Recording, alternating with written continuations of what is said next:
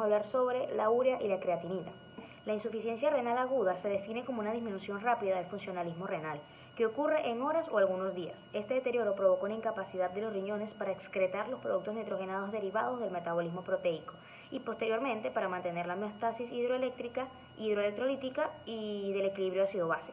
En todos los casos existe un descenso de la tasa de filtración glomerular, que en la clínica se mide por medio del tratamiento de creatinina.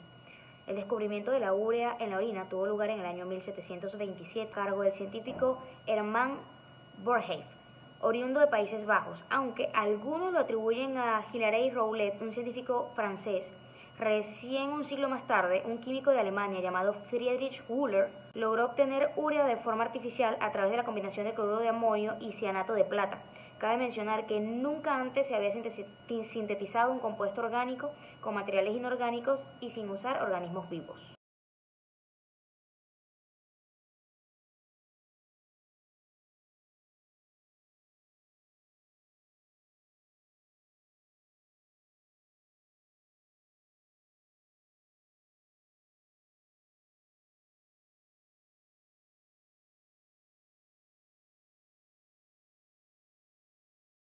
La urea permite la eliminación de una sustancia tóxica como lo es el amoníaco.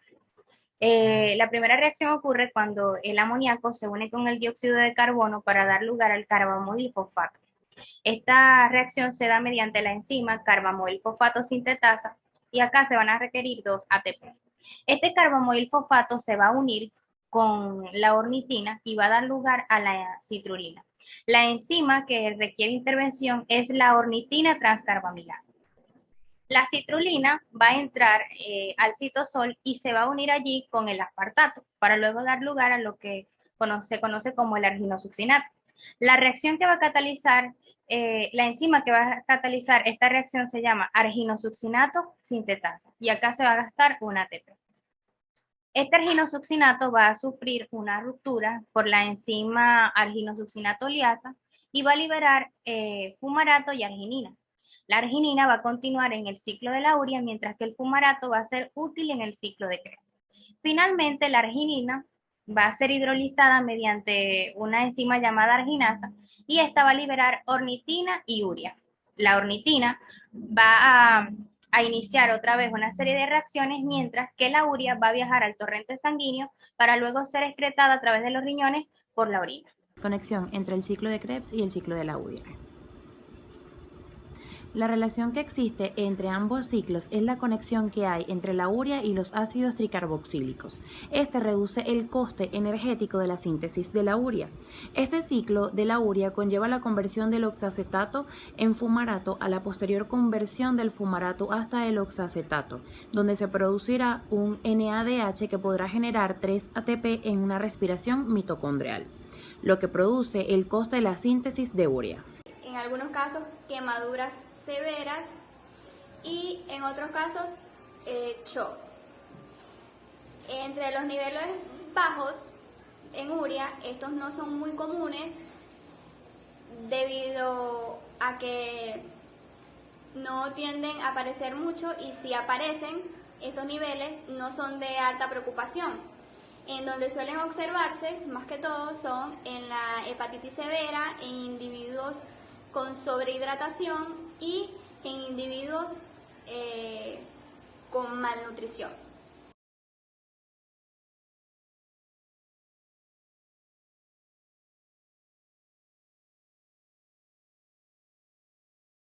Los trastornos del ciclo de la urea son enfermedades metabólicas hereditarias que derivan de una anomalía cualitativa o cuantitativa de una de las 6 enzimas que participan en la síntesis de la urea y que supone una acumulación de amoníaco en el organismo.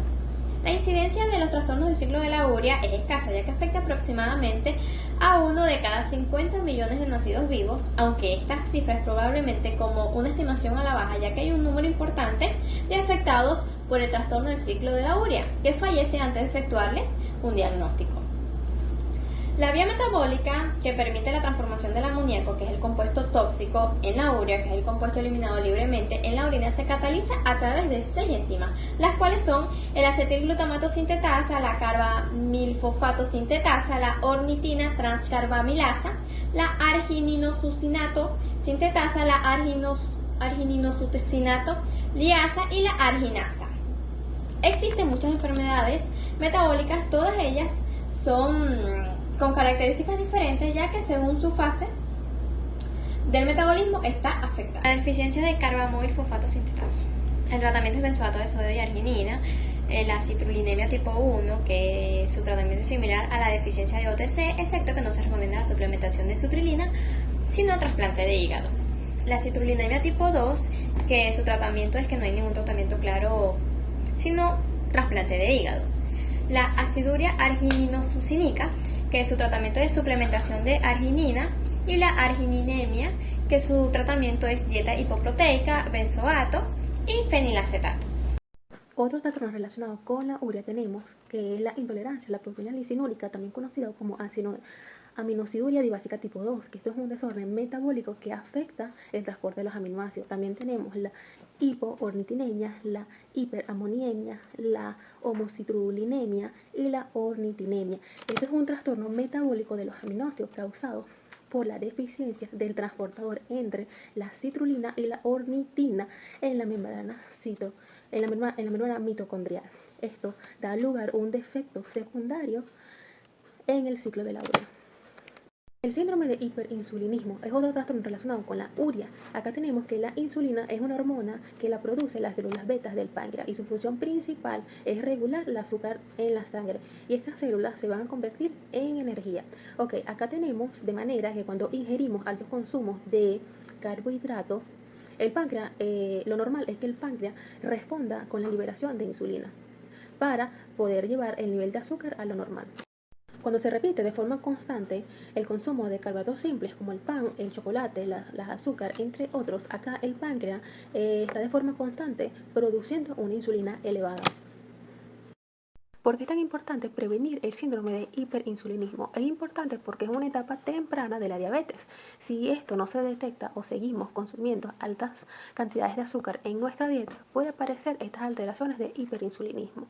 También activar los factores de riesgo como la obesidad y la falta de ejercicio.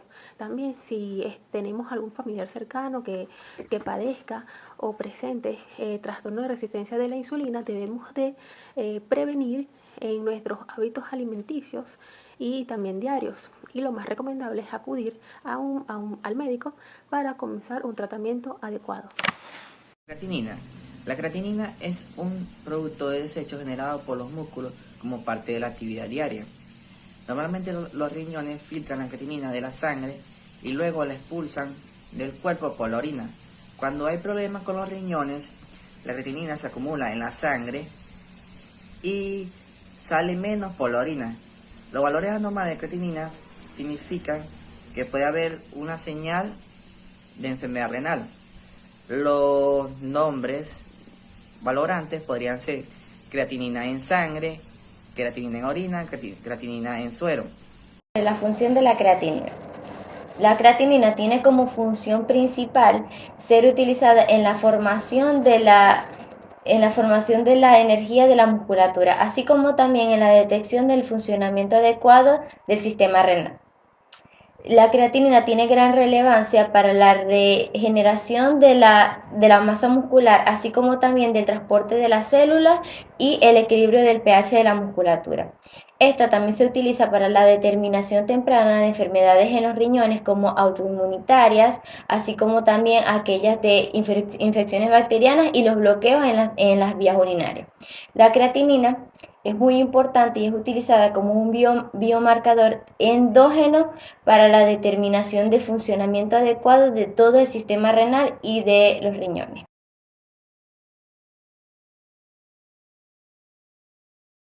Hola, mi nombre es Andrea Santana, les voy a hablar un poco sobre los valores de referencia de la creatinina. La creatinina entra en el torrente sanguíneo y se forma a través de normalmente a un ritmo constante. La cantidad de creatinina en sangre debe ser relativamente estable, ya que un alto nivel puede ser un signo de una función renal deficiente. La creatinina sérica se expresa en miligramos de creatinina por decilitro de sangre o en micromoles de creatinina por litro de sangre. El cálculo normal de creatinina sérica es el siguiente, lo pueden observar aquí en la lámina donde les estoy apuntando. En hombres adultos de 0,74 a 1,35 miligramos sobre decilitro. En la otra expresión, 65,4 a 119 micromoles sobre litro de sangre. Para mujeres adultas de 0,59 a 1,04 miligramos sobre decilitro. En la otra expresión, de 52 a 91,9 micromoles sobre litro de sangre. Ahora les hablaré un poco por qué se necesita una prueba de creatinina. Se necesita una prueba de creatinina porque tu médico te lo ha recomendado. ¿Pero por qué te lo ha recomendado? Pues se podría necesitar esta prueba si tenemos síntomas de una enfermedad renal. Estos síntomas podrían ser fatiga, hinchazón alrededor de los ojos, hinchazón de los pies o los tobillos, disminución de apetito, orinar con mucha frecuencia de dolor o orinar con espuma o sangre. También se podría necesitar esta prueba si se tienen ciertos factores de riesgo de enfermedad de riñón. Cabe destacar que muchas enfermedades son hereditarias y esta no es una excepción, ya que los antecedentes familiares de enfermedad renal también son un factor por la que te puede solicitar una prueba de creatinina. También se puede solicitar esta prueba si tienes diabetes tipo 1 o 2 y la presión arterial alta. Significado de la creatinina alta y baja. Creatinina alta, también llamada hipercreatinemia. Cuando los riñones no absorben la creatinina y la excretan a través de la orina, la cantidad de esta sustancia en la sangre aumenta. Existen varios factores que producen que una persona tenga la creatinina alta, afectando la función renal y muscular. Puede suceder cuando hay un consumo de fármacos o toma de suplementos alimenticios que dañan los riñones, provocando enfermedades renales. Cuando también se realiza un exceso de ejercicio. Una persona que practica ejercicio físico diario tiene más probabilidades de tener la creatinina alta que otro que lleva una vida más sedentaria. En general, los niveles de creatinina altos pueden ser debido a obstrucción del tracto urinario, acromegalia, necrosis tubular aguda, una enfermedad llamada gota, que es una enfermedad metabólica persistente que produce un aumento del ácido úrico circulante. Esto se deposita en las articulaciones produciendo inflamación con dolor, sobre todo en los pies y las piernas. También cuando hay hiperplasia benigna de próstata, hipertensión renal, distrofia muscular, preeclampsia, glomerulonefritis, nefropatía diabética o pielonefritis. Estas son algunas de las enfermedades que produce por la cual puede suceder que esté la creatinina alta. En el caso de la creatinina baja, también conocida como hipocreatinemia, es más frecuente tener la creatinina alta que baja, pero hay personas que la tienen por debajo de los valores normales. Y esto puede estar asociado a la disminución de masa muscular o alertar de la existencia de alguna enfermedad a tener en cuenta, como la miastenia gravis, y los principales síntomas son debilidad muscular y pérdida del tejido. Exceso de consumo de carnes rojas o también durante el embarazo. También es frecuente que la mujer presente niveles bajos de creatinina, no siendo síntoma de ninguna enfermedad.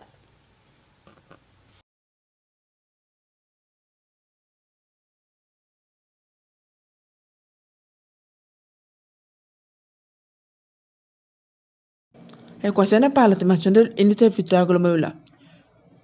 Se recomienda el uso de ecuaciones para estimar el índice de filtrado glomerular, ya que la estimación directa a través del uso de la depuración de la creatinina puede ocasionar múltiples errores y limitaciones.